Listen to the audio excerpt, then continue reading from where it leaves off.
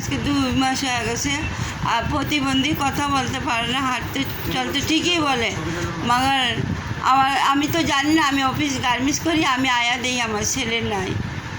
এই কারণে আমি সব জায়গা হাঁটা দিছি, ঘুরছি ঘুরছি, কোনো জায়গায় আমার চোখে পড়তেছে না।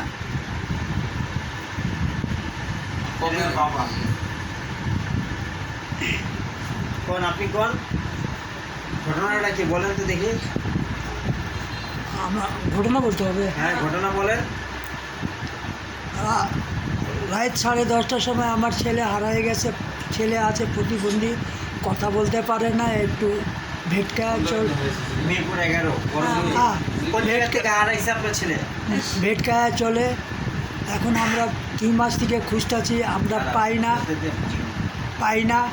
এখন আপনাদের কাছে অনুরোধ, দয়া, যে আপনারা আমাকে এই ছেলেটাকে দেখে আপনারা দয়া করে এই নম্বরে আপনারা সাহায্য করেন।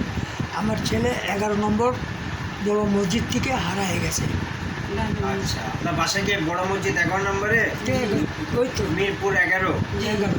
আচ্ছা আচ্ছা আচ্ছা, আর ঢাকা নাকি? আচ্ছা, ঠিক আছে।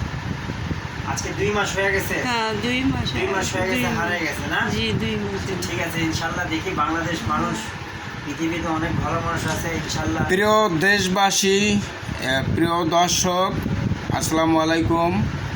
আপনারা যে যেখান থেকে ভিডিওটা দেখছেন, লাইক কমেন্ট শেয়ার করে ভিডিওটা ছড়াই দিন। এই প্রতিবন্ধী ছেলেটাকে কিছু খারাপ লোকজন অপহরণ করেছে গত 2 মাস যাবৎ। তার কোনো সন্ধান পাওয়া যাচ্ছে না। তার পিতামাতার মোবাইল নাম্বারে এই ছেলেটাকে কেউ খুঁজে পেলে এই নাম্বারে যোগাযোগ করবেন। তার মা এই ছেলের জন্য কান্নাকাটি করতেছে, তার বাবা অসুস্থ হয়ে গেছে। এই ছেলেটাকে যদি কেউ খুঁজে দিতে পারেন তা আপনাদেরকে পুরস্কার করা হবে।